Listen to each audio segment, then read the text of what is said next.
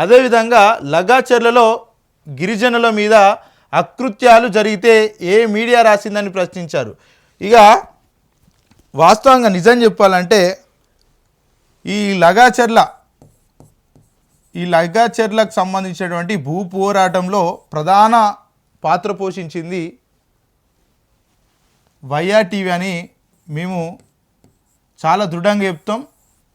ఎందుకంటే ఈ లగాచెర్ల అనే గ్రామానికి మొట్టమొదటిసారిగా వెళ్ళింది. అక్కడ ఉన్నటువంటి రైతుల ఆవేదనను, రైతుల ఆక్రోశాన్ని, రైతుల బాధలను, రైతుల కన్నీటిని అవన్నీ కూడా కేవలం అక్కడ ఉన్నటువంటి ఎవరైతే కొన్ని మీడియా ఛానళ్ళకు సంబంధించినటువంటి జర్నలిస్టులు చూపెట్టకున్నా కూడా వైఆర్టీవీ హైదరాబాద్ నుంచి లగాచెర్లకు వెళ్ళి అక్కడ ఉన్నటువంటి వాస్తవిక కోణాలను ప్రజలకు చేరవేసినాం.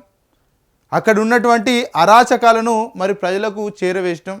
అదేవిధంగా అక్కడ పోలీసులు దమనకాండ చేస్తే దాన్ని కూడా మరి చూపెట్టినాం. ఆ రోజు చాలా వరకు డేర్ చేసి వెళ్ళి మరి అక్కడ ఉన్నటువంటి పరిస్థితులను కూడా ప్రజలకు చేరవేసినాం. ఇటు ప్రభుత్వాన్ని కూడా చేరవేసే ప్రయత్నం మేము చేసినాం.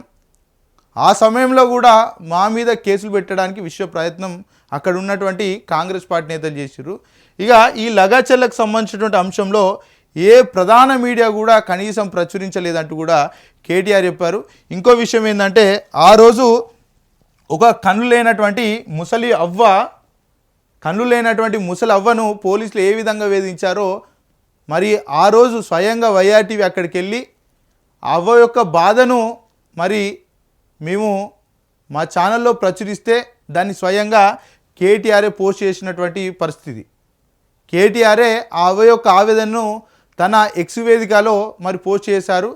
చాలా గర్వంగా చెప్పుకుంటాం. ఎందుకంటే లగాచెర్ల అంశంలో ఏ ఒక్క మీడియా ఛానల్ అక్కడికి వెళ్ళినప్పుడే వైఆర్టీవీ డేర్ చేసి అక్కడ ఉన్నటువంటి ఎవరైతే పార్టీ కాంగ్రెస్ పార్టీ నాయకులు ఉన్నారో కనీసం వాళ్ళకి జంకకుండా భయపడకుండా డేర్గా అక్కడికి వెళ్ళి మరి వైఆర్టీవీ అక్కడ మొత్తం కూడా గ్రౌండ్ రిపోర్ట్ చేసింది. అదేవిధంగా అక్కడ రైతుల మీద జరుగుతున్నటువంటి అరాచకాలను ప్రజలందరూ కూడా చూపెట్టిందని చెప్పుకోవడానికి మేము గర్వపడుతూ ఉన్నాం. ఇక అదేవిధంగా మరి లగాచెర్లకు సంబంధించినటువంటి అంశమే కాకుండా హైదరాబాద్ సెంట్రల్ యూనివర్సిటీలో 400 ఎకరాల భూమి విషయంలో విద్యార్థులు కదం తొక్కేదాకా ఏ మీడియా రాసింది, ఎక్కడుంది పరిశోధనాత్మక జర్నలిజం ఉందా అంటూ ప్రశ్నించారు. ఇక హైదరాబాద్ సెంట్రల్ యూనివర్సిటీకి సంబంధించినటువంటి 400 ఎకరాల భూమిని ఏదైతే ఇది ఫారెస్ట్ ల్యాండ్స్ అంటే అక్కడ మొత్తం కూడా చెట్లతోటి ఒక అడవిని పోల్చినటువంటి మొత్తం కూడా అక్కడ ఉన్నటువంటి పరిస్థితులు ఉంటాయి. మూగజీవులు ఉంటాయి, వన్యప్రాణులు ఉంటాయి. చాలా వరకు అక్కడంతా కూడా ఈ హైదరాబాద్ నగరానికి హైదరాబాద్ సెంట్రల్ యూనివర్సిటీకి సంబంధించినటువంటి ఏదైతే ఫారెస్ట్ ఉందో అదంతా కూడా ఒక పట్టణం చెప్పుకోవాలి. ఎందుకంటే హైదరాబాద్ అంతా కూడా స్వచ్ఛమైనటువంటి గాలిని ఇంకా పీలుస్తుంది అనడానికి ఈ హైదరాబాద్ సెంట్రల్ యూనివర్సిటీకి సంబంధించినటువంటి అడవి అని చెప్పుకోవాలి. కంచె గచ్చిబౌలి అడవి అని చెప్పుకోవాలి. ఇందులో ఉన్నటువంటి 400 ఎకరాల భూమిని ఇప్పుడున్నటువంటి కాంగ్రెస్ ప్రభుత్వం ప్రైవేటు సంస్థలకు అమ్మడానికి విశ్వ ప్రయత్నం చేసినప్పుడు అక్కడ ఆ యూనివర్సిటీకి సంబంధించినటువంటి విద్యార్థులు పెద్ద ఎత్తున పోరాటం చేస్తూ ఉన్నా కూడా రోజుల తరబడి దీక్షలు చేస్తూ ఉన్నా, పోరాటం చేస్తూ ఉన్నా, ఉద్యమం చేస్తూ ఉన్నా ఏ ఒక్క ప్రధాన మీడియా ఛానళ్ళు దాన్ని కవర్ చేయలేకపోయినాయి. దానికి కారణం ప్రభుత్వానికి తలొక్కి పనిచేస్తున్నటువంటి పరిస్థితి. అది కూడా మరి కేటీఆర్ అంటూ ఉన్నారు. ఇక అదేవిధంగా సోషల్ మీడియా లేకపోతే ఇవాళ ప్రభుత్వంలో చలనం వచ్చేది కాదని అన్నారు. జంజీ దెబ్బకి మోడీ అర్ధరాత్రి ఇన్స్టాగ్రామ్లో వీడియో పెట్టాల్సి వచ్చిందని అన్నారు. ఇక ట్రెడిషనల్ మెయిన్ స్ట్రీమ్ మీడియాని మేనేజ్ చేశారు కానీ సోషల్ మీడియాను మేనేజ్ చేయలేకపోయారని అన్నారు. ఇక ఈ సోషల్ మీడియా దెబ్బకు కావచ్చు, ఈ జంజీ దెబ్బకు కావచ్చు, మరి దేశ ప్రధాని మోడే మరి తన ఇన్స్టాగ్రామ్ అకౌంట్లో సెల్ఫీ వీడియో తీసుకొని పోస్ట్ పెట్టాల్సినటువంటి పరిస్థితి మరి కనబడింది. దీనికి అంతటికి కారణం ఇటు జెన్జీ కావచ్చు, మరో పక్క డిజిటల్ మీడియా కావచ్చు అంటూ కూడా మరి కేటీఆర్ చెప్పుకొస్తూ ఉన్నారు. ఇక సోషల్ మీడియా ద్వారా ఫేక్ న్యూస్ ప్రచారం చేస్తున్నారని పిసిసి చీఫ్ మహేష్ కుమార్ గౌడ్ అంటున్నారని, మరి దాన్ని ఎవరు చేస్తున్నారో తెలుసుకోవాలన్నారు. ఇక ప్రగతి భవన్లో 150 బెడ్రూమ్లు బంగారు కబోర్డ్లు ఉన్నాయని ఫేక్ న్యూస్ ప్రచారం చేసింది మీరు కాదా అంటూ ప్రశ్నించారు.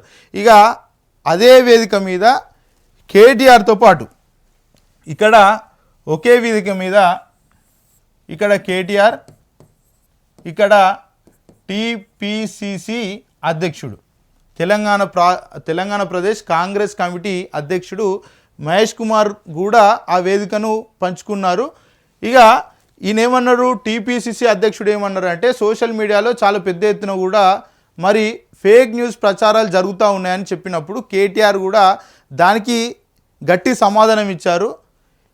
మీరు కాదా మీది మొదలుపెట్టిందంతా, చేస్తున్నంతా మీరు కాదా, ఈ ఫేక్ న్యూస్ ప్రచారం అంతా కూడా అంటూ కూడా మరి గట్టి కౌంటర్ ఇచ్చారు. అదేవిధంగా ఆ రోజు మేము అధికారంలో ఉన్నప్పుడు ప్రగతి భవన్లో బంగారు కబోర్డ్లు ఉన్నాయని చెప్పారు, 150 బెడ్రూమ్లు ఉన్నాయని చెప్పారు, మొత్తం అదంతా కూడా రాజభవనం అని చెప్పారు అంటూ కూడా మరి కేటీఆర్ చెప్తున్నటువంటి పరిస్థితి కనబడుతూ ఉంది.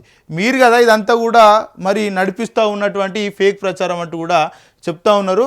ఇక కాళేశ్వరం సంబంధించినటువంటి అంశంలో 84,000 కోట్ల ఖర్చైన కాళేశ్వరం ప్రాజెక్టును 1,00,000 కోట్ల కుంభకోణమని ప్రచారం చేశారు, అది ఫేక్ న్యూస్ కాదా అంటూ నిలదీశారు. ఫోన్ ట్యాపింగ్ కేసులో సినిమా వాళ్ళ ఫోన్లు ట్యాప్ చేశారని ఫేక్ న్యూస్ ప్రచారం చేసింది వాస్తవం కాదంటూ ప్రశ్నించారు.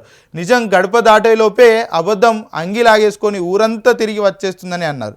ఇక నిజం గడప దాటేలోపే అబద్ధం అంగిలాగేసుకొని ఊరంతా తిరిగి వచ్చిందట, ఊరంతా కూడా చెప్పుకొని వచ్చిందట.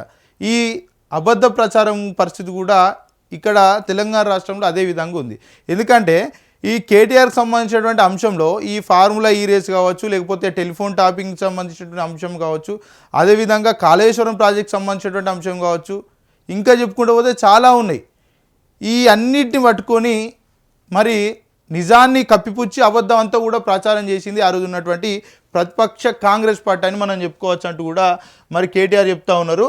ఇక అదేవిధంగా మరి ఫేక్ న్యూస్ కారణంగా ప్రభుత్వమే కాదని ప్రతిపక్షంలో ఉన్న వాళ్ళు కూడా బాధితులుగానే ఉన్నారని అన్నారు.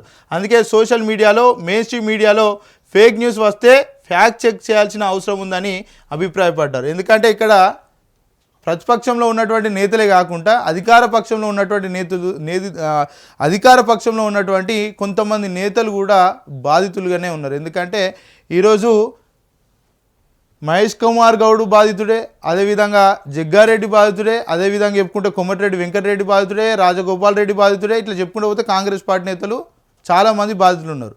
కాంగ్రెస్ పార్టీ నేతలకు వ్యతిరేకంగా కూడా మరి కొన్ని సోషల్ మీడియా ఛానల్ నడుస్తూ ఉన్నాయి.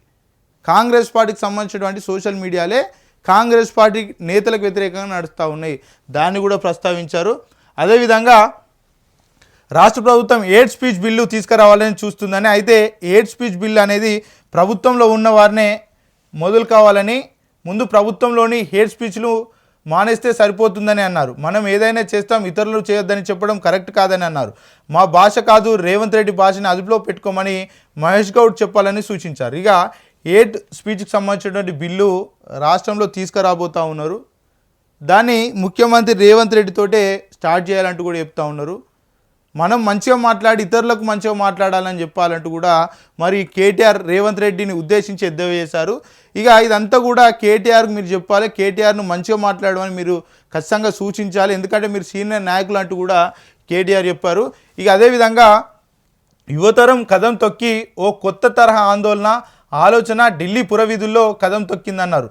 ప్రభుత్వానికే కాదు మీడియా కూడా చెమటలు పట్టించిందన్నారు. జెన్జీ పిల్లలు సిబిఐ ఈడీకి భయపడే రకం కాదని అన్నారు. మోడీ ఎవరితో పెట్టుకోకూడదో వాళ్ళతో పెట్టుకున్నాడని అన్నారు. మొన్న జరిగిన పోరాటం వాట్సాప్ యూనివర్సిటీ అంకుల్స్కు ఇన్స్టాగ్రామ్ పిల్లల మధ్య జరిగిందని అభిప్రాయపడ్డారు. జంతర్ మంతర్ వద్ద విద్యార్థుల ఆందోళన రీల్స్ కూడా తొలగిస్తున్నారన్నారు. ట్విట్టర్, ఫేస్బుక్, ఇన్స్టాగ్రామ్లను కూడా కేంద్ర ప్రభుత్వం బెదిరిస్తుందని తెలిపారు. తెలంగాణలో ఒక పోస్ట్ రిట్వీట్ చేసినందుకు నల్లబాల్ అనే వ్యక్తిని 15 రోజులు జైల్లో పెట్టారని గుర్తు చేశారు.